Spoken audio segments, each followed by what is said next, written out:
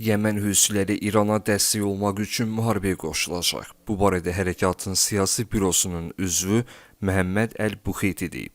Sionist varlıq İranın nüvə obyektlərini hədəfə alaraq bütün qırmızı xəttləri keçib.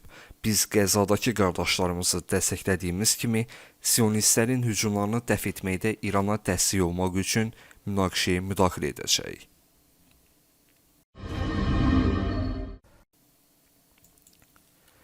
Pentagon, ABŞ qüvvələrini Birləşmiş Ərəb Əmirlikləri, İordaniya və Səudiyyə Ərəbistanına daxil olmaqla yaxın şərq bazalarında yüksək döyüş hazırlığı vəziyyətinə gətirib.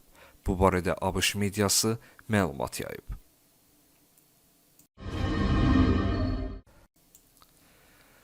ABŞ prezidenti Donald Trump və İsrail baş naziri Benjamin Netanyahu arasında telefon danışığı aparılıb.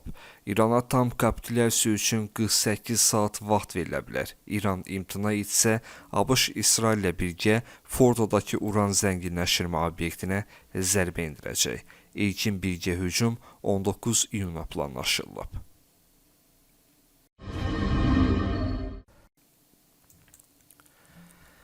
ABŞ silahlı qüvvələrinin hərbiçiləri Suriyada daha 2 hərbi bazanı tərk ediblər.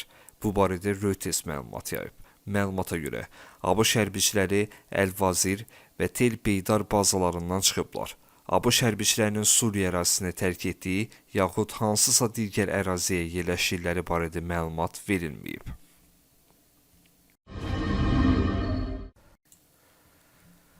ABŞ İsrailin İranla apardığı müharibəyə qoşulacağı təqdirdə ABŞ-ın yaxın şərqdəki hərbi bazaları vurulacaq. Bu barədə New York Times nəşri məlumat verib.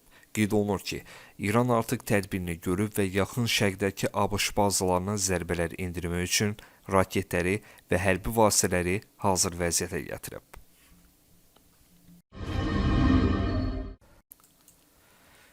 Türkiyə hərbi hava qüvvələrinə məxsus Aksungur PUA-sı İran sərhədində uçuş aparır. Bu barədə Flight Radar 24 uçuş izləmə portalında qeyd olunub.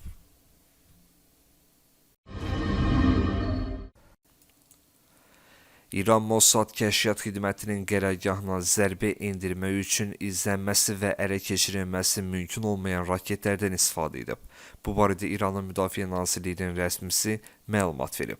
Bugünkü hücumda izlənilməsi və qarşısının alınması mümkün olmayan raketlərdən istifadə etdik, deyə o qeyd edib. Qeyd edək ki, dünən İran Mossadın binasını raketlə vurub. İran İslam İnqilabı Keşikçiləri Korpusu İsrail qırıcılarının bazılarına zərbə endirib. Bu barədə Mehr Agentliyi məlumat verib. Qeyd olunub ki, hücumun 10-cu dalğası zamanı İsrail qırıcılarının uçuş həyata keçirdiyi aviabazalar hədəfə alınıb.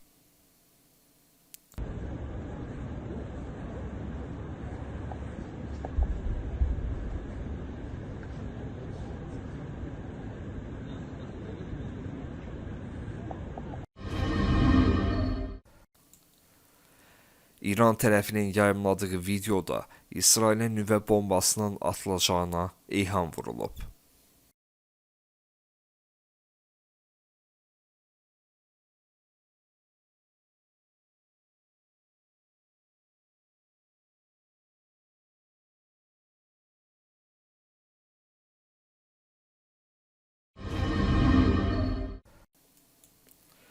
İsrail tərəfinin İrandakı dinc nüvə obyektlərinə davam edən intensiv hücumları beynəlxalq hüquq nöqteyi nəzərindən qanunsuzdur. Beynəlxalq təhlükəsizliyə qəbul edilməz təhdidləri yaradır və dünyanın nüvə fəlakətinə sövq edir ki, bunun nəticələri hər yerdə, o cümlədən İsrailin özündə də hiss olunacaq. Bu barədə Rusiya Xarici İşlər Nazirliyinin bəyanatında deyilir. Nazirlik qeyd edib ki, Rusiya, İran və İsrail arasında nizamlanmanın yalnız diplomatik yolla əldə oluna biləcəyindən çıxış edir.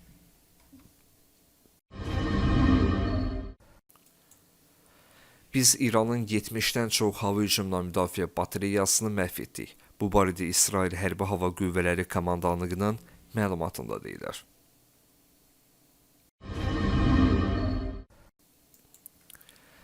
İranın Rey şəhərində neft emalı zavoduna zərbə endirilib. Bununla bağlı sosial şəbəkələrin İran segmentində video görüntüləri yayılıb.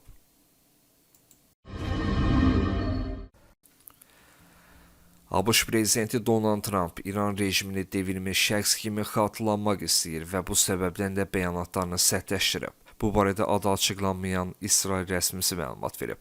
Rəsmi Trumpın sırf sözgedən səbəbdən dolayı yaxın vaxtlarda İrana qarşı hücuma qoşulacağını iddia edib. Yüksək rütbəli İsrail rəsmilərinin isə qarşıdakı günlərdə hücumların intensivləşəcəyi təqdirdə münaqişəni bitirmə mexanizmləri ilə bağlı müzakirələrə başlamağın zəruri olacağını bəyan edə biləcəklərini qeyd edib.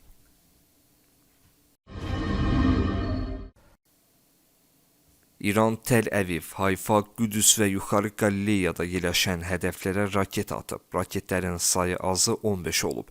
İsrail mətbuatının məlumatına görə raketlər İsrailin mərkəzi rayonlarına düşüb.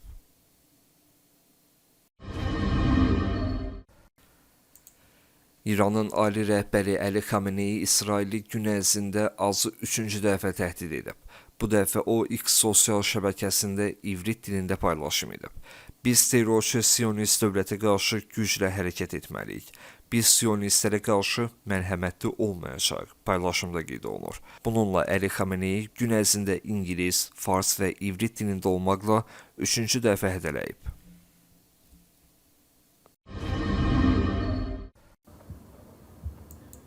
İsrail aviasiyası Tehran şəhərində hərbi baza və müəssisələrə zərbə endirib. Bununla bağlı sosial şəbəkələrdə görüntülər yayılıb. Qeyd olunub ki, gecə ərzində Tehran şiddətli şəkildə zərbələrə məruz qalıb.